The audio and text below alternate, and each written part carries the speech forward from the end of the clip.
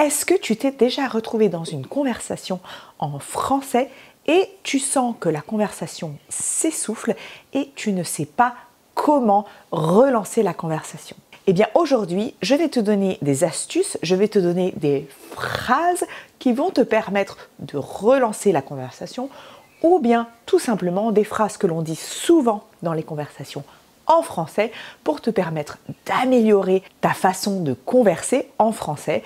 Ce sont des phrases que tu peux noter, que tu peux apprendre, mais surtout que tu vas pouvoir réutiliser et tu verras, elles t'aideront énormément à élever ton niveau de conversation et te permettront de connecter avec des Français ou des francophones encore mieux. Pour cette vidéo, je ne veux pas seulement que tu notes ces phrases et que tu les oublies, je voudrais que tu les utilises. C'est très important pour consolider ton apprentissage d'utiliser en contexte les choses que tu apprends. Donc, la prochaine fois que tu as une conversation en français, je veux que tu utilises au moins une de ces phrases. Plus tu les utiliseras et plus elles te viendront naturellement. Sans plus attendre, c'est parti! Si tu veux changer de sujet ou bien bifurquer ou bien orienter la conversation sur un autre sujet, tu peux dire en parlant de ça, et tu entendras qu'il y a un E caduc, en parlant de ça, tu peux aussi dire en parlant de ça. Mais c'est plus naturel de dire en parlant de ça, j'ai vu Nadine l'autre jour, par exemple. Dans le même registre, tu peux aussi dire tant qu'on y est, c'est un petit peu la même chose que tant qu'à faire, tant qu'on y est. Tant qu'on y est sera plus utilisé dans une conversation justement pour changer de sujet, tandis que tant qu'à faire est un petit peu, par exemple lorsque tu vas chercher quelque chose dans un magasin et qu'un autre magasin est juste à côté, tu pourras dire tant qu'à faire, va à la pharmacie. Lorsque la conversation est un petit peu moins sérieuse et qu'on a envie de revenir à quelque chose de plus sérieux, on peut aussi dire blague à part. Blague à part, je n'ai pas trouvé son comportement très approprié. Et enfin, celui qu'on utilise tout le temps, c'est d'ailleurs. D'ailleurs, je trouve que sa tenue est très élégante. D'ailleurs est un mot qu'on utilise énormément dans les conversations en français. Si tu ne dois en retenir qu'un, c'est bien celui-là. Dans le même registre, pour revenir à un sujet ou pour organiser un petit peu ses idées, on peut dire « Ceci étant dit, je n'aime pas sa façon de parler. » Ceci étant dit. On a une petite variante, on peut aussi dire « Cela dit ». Ceci étant dit et cela dit, je dirais que ceci étant dit est peut-être moins formel que cela dit. On a aussi, pour introduire comme une conclusion ou un résultat, on peut dire d'un autre côté, c'est vrai qu'on ne peut pas plaire à tout le monde. Ou encore mieux, ça c'en est un qui est très utilisé en français, mais d'un registre un peu plus courant, c'est de toute manière. De toute manière, il n'en fait qu'à sa tête. De toute manière, il n'en fait qu'à sa tête. On peut aussi dire, quoi qu'il en soit, ce ne sont pas mes affaires. Quoi qu'il en soit, on peut aussi dire, en y réfléchissant bien, ou maintenant que j'y pense, il a toujours été comme ça. Il a toujours été têtu. Dans le même registre, on peut aussi dire, avec du recul, ou en y repensant, j'aurais dû me méfier. Avec du recul, je n'ai pas pris la bonne décision. Et aussi deux phrases pour introduire une conclusion, en quelque sorte. On peut dire, en définitive, je ne vais plus m'en mêler. Je ne me mêle plus de cette affaire. Ou encore une expression qui est très utilisée en français, en fin de compte. Encore, tu entendras qu'il y a un E caduc, en fin de compte. En fin de compte, ce n'est pas important. En fin de compte, ça n'est pas très important. On peut aussi dire au bout du compte. En fin de compte, au bout du compte.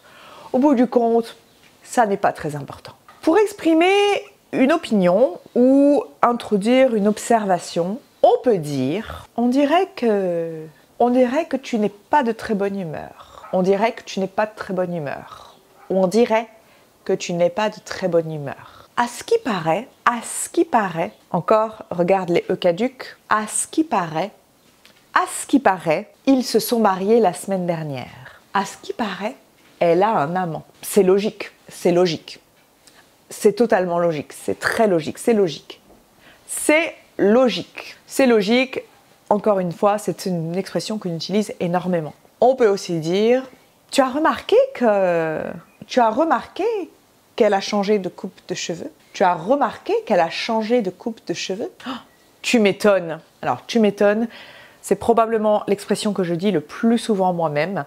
Je l'utilise à tout bout de champ, je l'utilise tout le temps. C'est une expression rhétorique. C'est-à-dire que c'est comme pour dire « Ah oui, je vois ce que tu veux dire. Je vois ce que tu veux dire. Ah, tu m'étonnes. Tu m'étonnes. » Également, « Je vois ce que tu veux dire. » C'est comme pour dire « Je comprends ce que tu me dis. Je vois ce que tu veux dire. » Ah oui, je vois ce que tu veux dire. Une fois de plus, on va avoir un E caduc. Je vois ce que tu veux dire. Je vois ce que tu veux dire. Quand on parle français, on parle vite. On ne dira pas je vois ce que tu veux dire, bien que on peut dire je vois ce que tu veux dire, mais en français naturel, en français parlé, on dira je vois ce que tu veux dire. Et enfin, pour donner une opinion plutôt neutre, on pourra dire ça m'est égal, peu m'importe. Si par exemple quelqu'un te demande tu préfères aller dîner ou commander à emporter, tu peux dire ça m'est égal, peu m'importe. Peu m'importe ou peu importe. Les deux marchent, les deux fonctionnent. Parfois, dans une conversation, il nous arrive de digresser ou de prendre une tangente et de partir sur une autre conversation. Si tu veux revenir au sujet principal de la conversation, si tu veux dire à ton interlocuteur « Revenons au sujet dont nous parlions », tu peux dire « Où en étions-nous ? Où en étions-nous » Tu remarqueras qu'il y a un enchaînement entre « où » et « en » et qu'on a une liaison derrière. Où en étions-nous? Où en étions-nous? Où en étions-nous? Je t'invite également, lorsque tu es dans une conversation, à ajouter des effets avec ton visage, tes expressions, tes mains, ta posture, parce que c'est aussi la manière dont tu incarneras ton français, la manière dont tu incarneras cette langue que tu veux parler, puisque comme tu le sais très probablement, parler une langue, ce n'est pas seulement utiliser des mots ou des expressions, c'est également bouger son corps, bouger sa tête, bouger son visage et utiliser des façons d'être.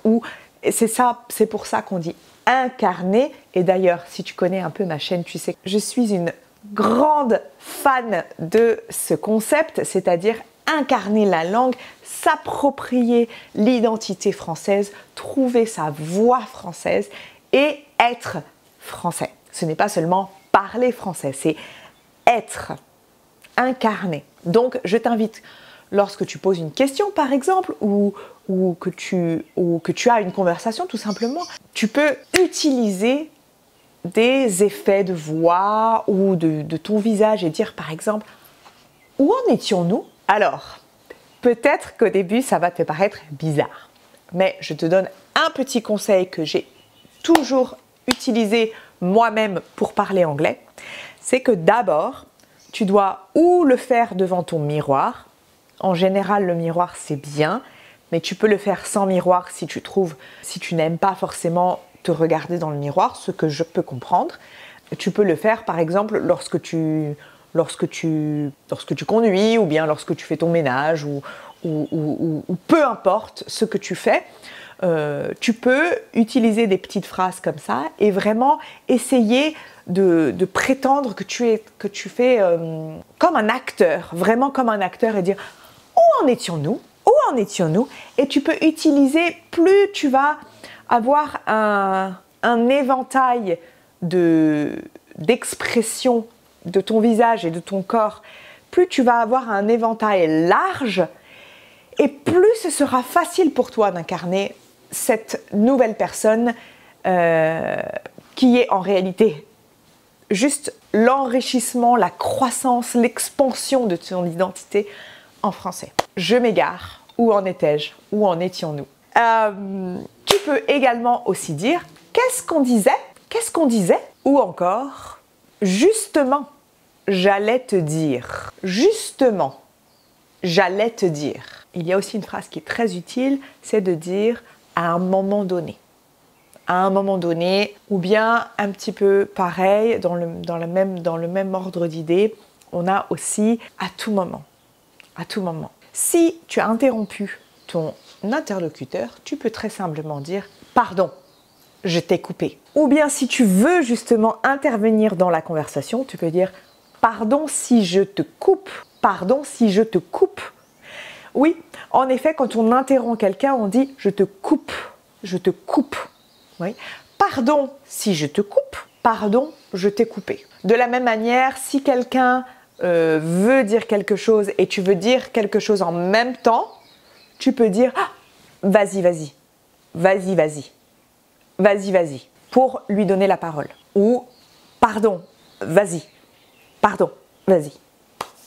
Une fois de plus, je t'invite à utiliser ce visage, je t'invite à utiliser tout ce qui rend ton français vivant. D'accord? N'oublie pas que la langue est une chose vivante. Ce n'est pas quelque chose écrit dans un bouquin qu'on n'utilise jamais. C'est quelque chose qui vit. Et il faut que tu fasses vivre cette langue. Et enfin, pour faire une conclusion ou un constat, tu peux dire résultat des courses. Résultat des courses, il est parti avec une autre. Si tu n'es pas tout à fait d'accord avec une personne, tu peux très simplement dire ça n'a rien à voir. Ça n'a rien à voir. Ça n'a rien à voir. Ça n'a rien à voir. Oh, j'adore. T'as entendu mon air vibrer là? Ça n'a rien à voir. Je me prends pour Edith Piaf. Ça n'a rien à voir. Ou tu peux aussi dire c'est hors sujet. C'est complètement hors sujet. Un peu dans le registre de tu n'as pas trop envie de poser des questions déplacées ou qui fâchent, mais quand même, tu aimerais bien savoir, tu peux dire, sans vouloir me mêler de ce qui ne me regarde pas, sans vouloir me mêler de ce qui ne me regarde pas. Et enfin, tu peux aussi dire une phrase qui va être très utile dans une conversation, tu peux dire « T'aurais dû me dire, t'aurais dû me dire ». Ou si quelqu'un te fait un cadeau, par exemple, dans une situation où quelqu'un te fait un cadeau, ou quelqu'un te donne quelque chose, ou quelqu'un a fait quelque chose pour toi et que tu es un petit peu gêné, tu peux dire oh, « T'aurais pas dû ». Ah bah non, t'aurais pas dû. Oh, t'aurais pas dû. Voilà. Alors, tu peux retrouver un PDF avec toutes ces petites expressions expliquées, leur traduction et puis des phrases exemples utilisées en contexte. Tu peux retrouver ce PDF en description, tu peux le télécharger comme d'habitude pour pouvoir le travailler, t'en souvenir, etc. Mais surtout, j'insiste, s'il te plaît, si tu choisis une de ces phrases à apprendre, s'il te plaît, utilise-la en contexte. Parce que l'utiliser en contexte, ça va redoubler ta compréhension de cette phrase, non seulement, mais en plus, vraiment, tu vas renforcer le chemin neuronal pour accéder à cette information et c'est comme ça qu'on apprend mieux, c'est comme ça qu'on consolide notre apprentissage. Vraiment, je t'invite à le faire. Également, je t'en ai un petit peu parlé, mais je pense que c'est vraiment quelque chose qu'il faut que tu fasses, c'est d'utiliser tout ton corps pour parler. Parler, ce n'est pas seulement des mots. Parler, ce n'est pas seulement... Voilà, c'est vraiment une posture, une façon d'être, une façon de faire. C'est tout ton être qui doit parler, c'est tout ton corps, c'est toute ta façon d'être qui doit être français. Voilà. Merci beaucoup d'avoir regardé cette vidéo. J'espère qu'elle t'a plu. J'espère que tu y as appris des choses. J'espère que tu y as appris de nouvelles choses. J'espère que tu l'as aimé. N'hésite pas à me faire tes retours en commentaire, comme d'hab. Et surtout, n'oublie pas, connaître le français, c'est bien, mais le parler, c'est mieux.